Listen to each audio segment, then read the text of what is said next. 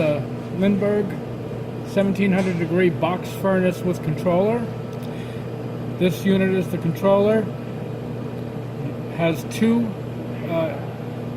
controllers built into it. One is the actual programming controller, and this one is a current monitor, so you can see the current that the unit is putting out to power the heaters.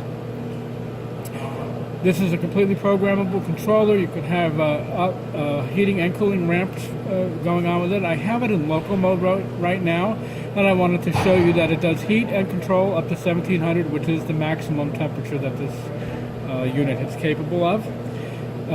Power switch is here.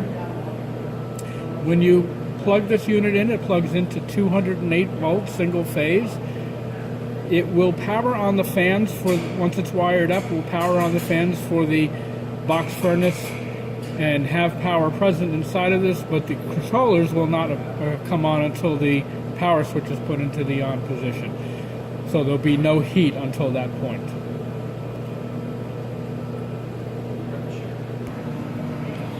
I have the cover off the top of the box furnace here. I wanted to show, first off, this is the connections for the thermocouple.